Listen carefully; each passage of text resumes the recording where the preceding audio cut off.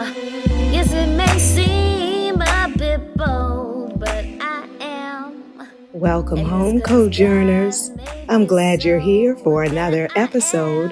I'm Dr. Thema, a licensed psychologist, ordained minister, and sacred artist, here to help facilitate your journey back home to yourself. And on today, we're going to start with a poem by one of the poets I really love, Lucille Clifton. And Lucille Clifton's poem is entitled Turning into my own, turning on in to my own self at last, turning out of the white cage, turning out of the lady cage, turning at last on a stem like a black fruit in my own season at last. Yes, yes, yes. Woo! I love that piece as we think about coming home to ourselves and turning away from all of the false selves, whether those false selves were created by these standards and expectations based in racism or sexism, classism or ageism, whatever the prison that held up the should of who you should be and how you should be, to release all of that and in our own time, turning into the truth of who we are.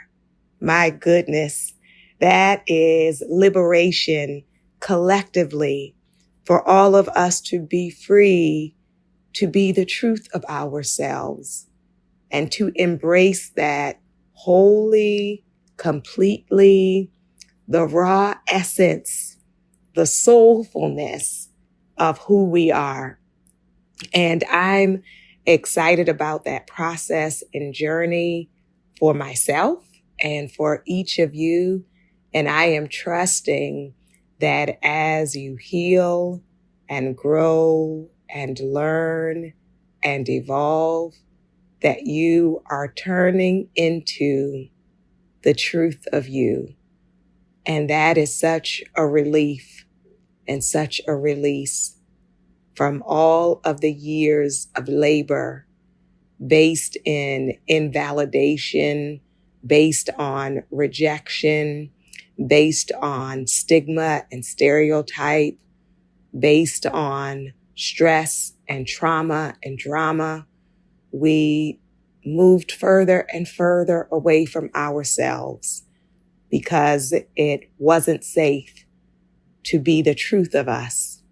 But I am so glad in this season that we heal those scars and see those prison bars and remove those gatekeepers that kept us from ourselves. And we embrace the truth of who we are so that we can soar and shine and rest in that and not be in perpetual motion of chasing worthiness, but knowing indeed you are worthy. And I invite you to take sacred pause and sacred breath. And if it aligns with you, if you can place one hand on your heart, one hand on your belly, and declare out loud, I am worthy of my own love. I am worthy of the love of others. I am worthy of my own love. I am worthy of the love of others. So on today, we want to talk about loving deeply, loving deeply. And we started with that poem about being ourselves because in order for me to love others deeply, I have to be rooted and grounded in the truth of who I am. And an act of love toward others is allowing them in to the inner parts of the truth of me. Those that I love, I reveal myself to. I am myself in their presence. And so I want you to consider that performance and pretending and censoring are not acts of love. They are acts of self-protection, self-preservation, acts of anxiety and fear and insecurity. But in an act of deep love, it is for me to be deeply myself in your presence. All of the nuance of that, all of the layers of that includes the truth of my hurts and the truths of my joy. It includes the truth that I am a complicated being, that there are very diverse aspects to me. And in the presence of those I love deeply, those multi-layers can be revealed. I wonder on today if there is anyone you love deeply enough that you are your true self in their presence. I wonder on today if as an act of deepening your love, you can become more real, more honest, more authentic in the presence of others. So I deeply love from the truth of me. And then another aspect of loving deeply is listening and learning the others. Listening and learning. If I am the only voice in the room, if I am taking up all of the space, then that is not deeply loving the person whose presence I'm in. When I deeply love you, I want to know you. I want to hold space for you and create space so that you can unfold the truth of you in my presence. And so people who have created false narratives about you and are responding to you based on a lie or a misperception, a misunderstanding, a myth, they are not deeply loving you. They are attached and committed to the story they have created about you. And so I wonder on today, is there anyone who has loved you enough to learn you? Is there anyone who has loved you enough to listen to you when it is perhaps an uncomfortable truth, an uncomfortable sharing, whether there is pain there or distress there, or even your joy? Is there anyone who loves you enough to learn what brings you joy, to learn and to listen, and to remember the truth of your sharing? And so to deeply love you is to hear you. And that requires that we slow down, that we discard false stories, that we approach each other with a humility and an openness to the discovery of the truthful layers of the person you love. Who do you take time to listen to? Not when you have to jump in with your version of the story, not when you have to jump in with response or your own narrative, but can you hold the silence and the space for people to be free to speak their truth, their fears, their concerns, their hopes, their prayers, their dreams? Are you still enough and caring enough to listen and to learn the people who you love? And as I learn the people who I love, then I begin to also honor the hopes, desires, and boundaries of the people who I love. As I learn you, then I am willing to adjust to honor the truth of you. And so how has the way you show up in relationship, whether romantic relationship, family members, friends, your children, your parents, how have you cared enough to honor what people have shared or revealed about themselves?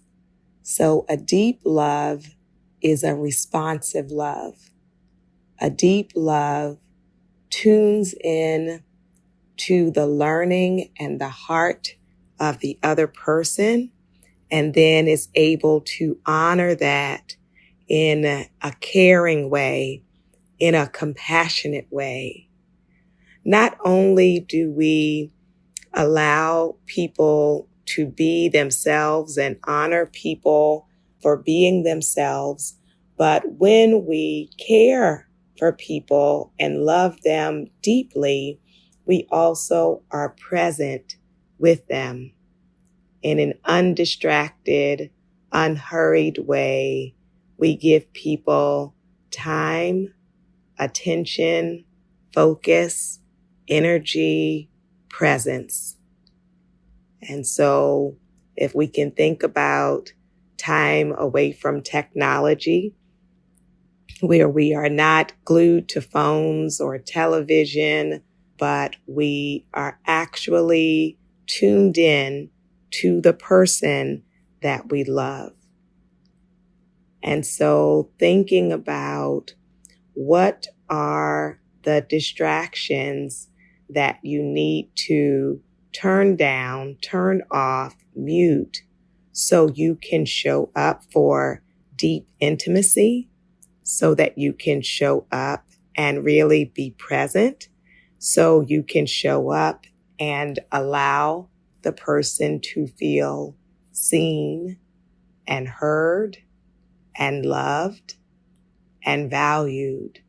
Seen and heard and loved and valued by the gift of your presence, by the gift of your attention. Another way that we love deeply is by expressing to people our appreciation for who they are and for what they do. Sometimes people can feel taken for granted and are in fact taken for granted, and we lose track of our delight in the presence and the gift of the other person. And so when was the last time you expressed to someone in writing or in spoken word what they mean to you, what you appreciate about them, what you love about them, what you admire about them, what you see in them? And sometimes we can think, oh, they already know it. And I would say, how do they know it? And you may say, well, I told them a long time ago.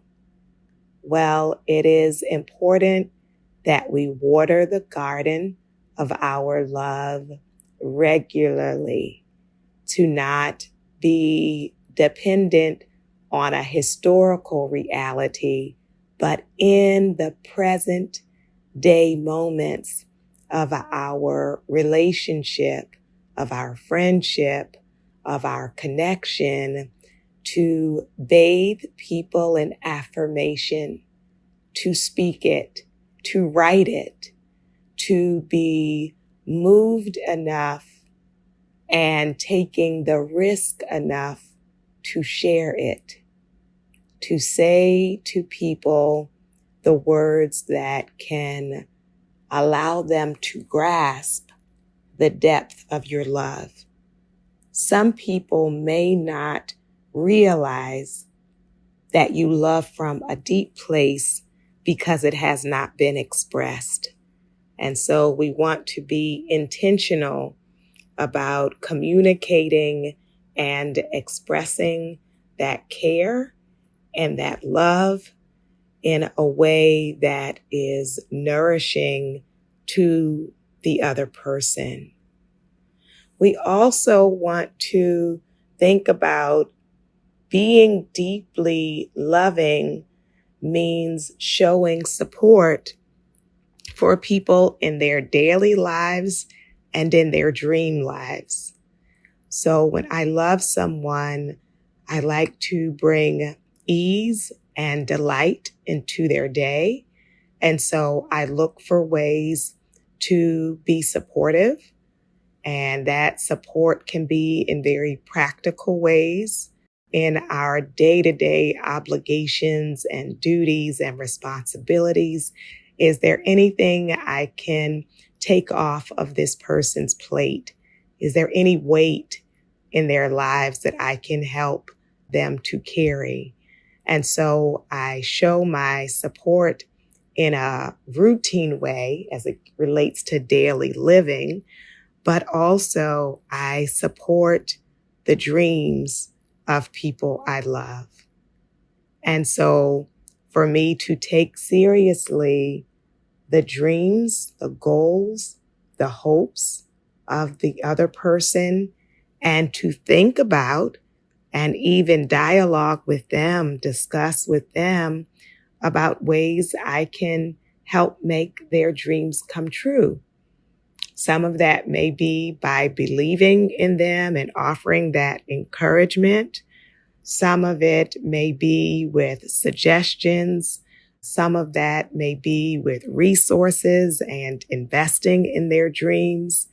And so how can I be a dream carrier to help carry the dreams of the people I love? How can I be a support, whether that is emotionally or practically or logistically, to help the person soar? So we think about that song, The Wind Beneath My Wings.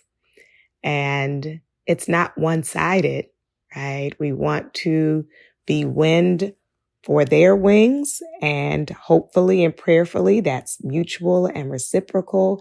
And they are also wind beneath your wings, helping you to get to the highest good of yourself as you help support them to attain their highest good and their highest self.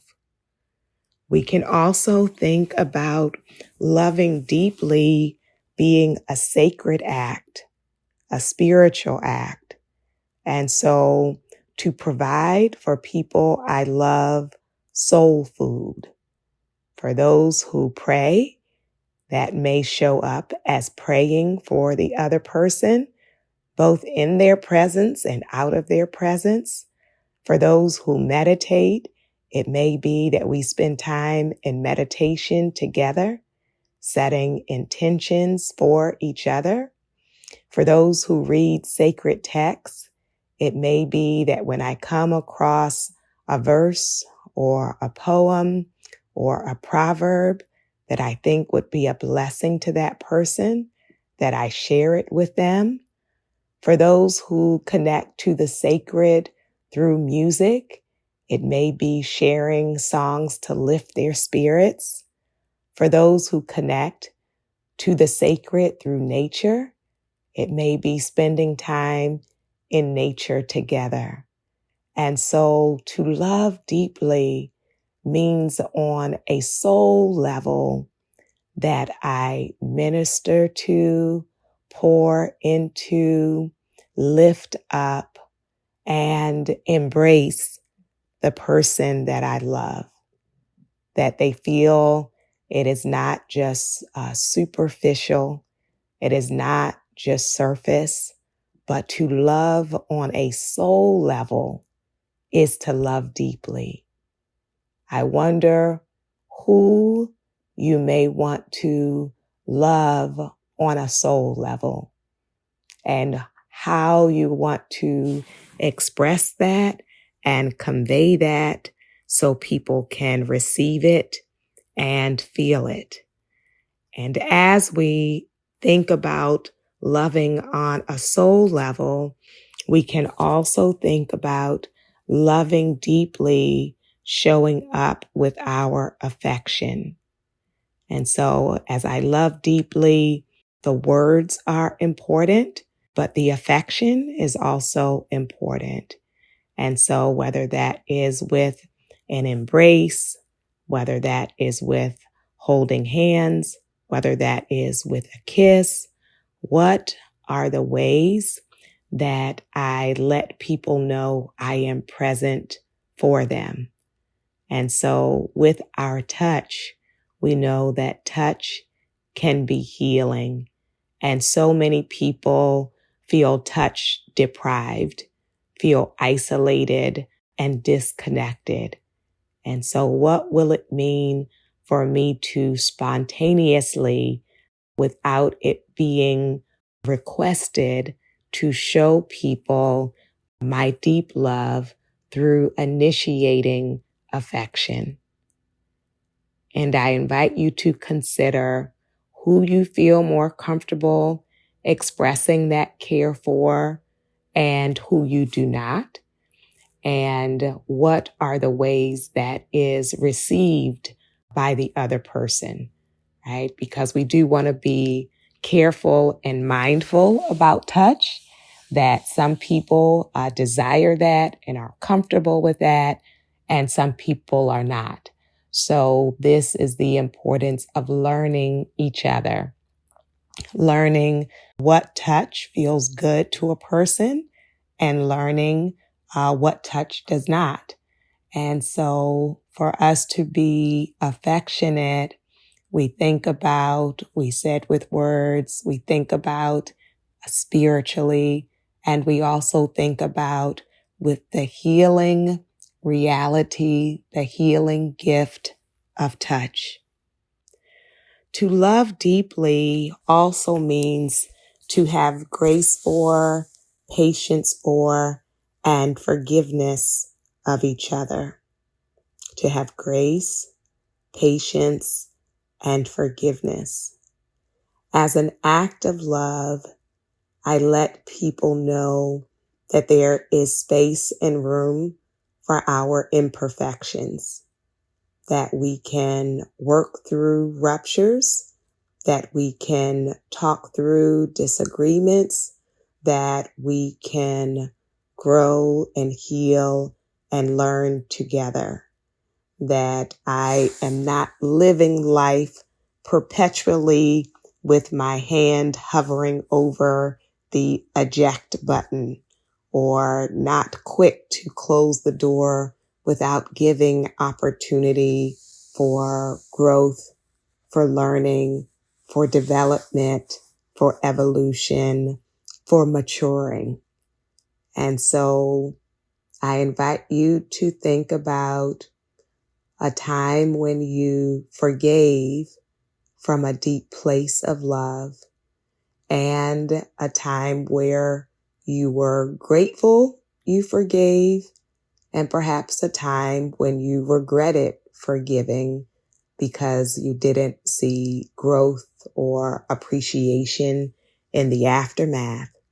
So for you to consider and learn of yourself and learn of the other person, when does forgiveness include closure? And when does forgiveness include keeping the door open?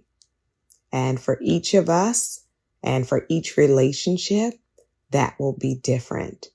But I want you to know you can forgive and release, and you can forgive and embrace. And it will be an act of love either way. It can be loving to release someone with love and with grace.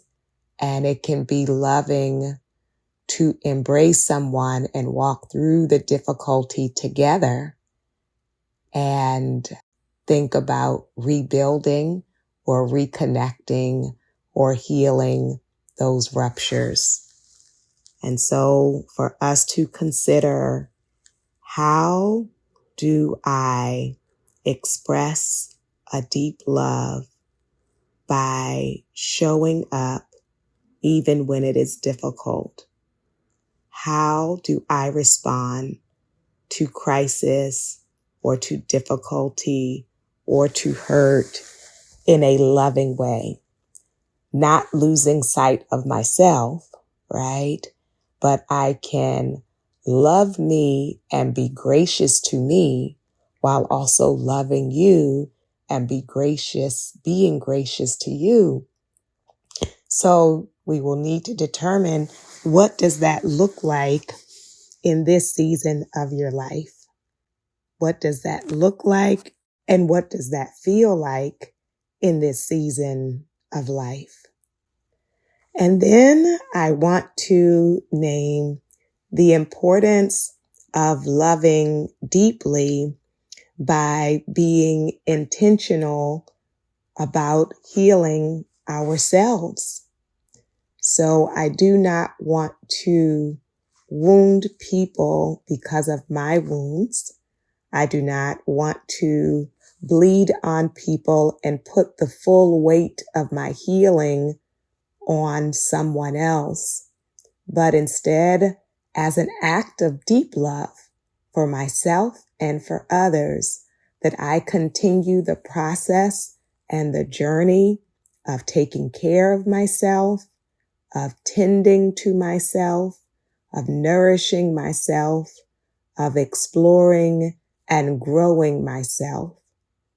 And as I do that, I can show up to love more deeply because I am in a place of clarity and deep love and acceptance, even as I grow of myself. I invite you to consider the goal, the dream, the intention of loving deeply. When you love from a deep and authentic place, your physical, emotional, spiritual, and social lives can all bloom. And this can be your blooming season. I invite your soul to tell your heart, mind, body, and spirit, welcome home.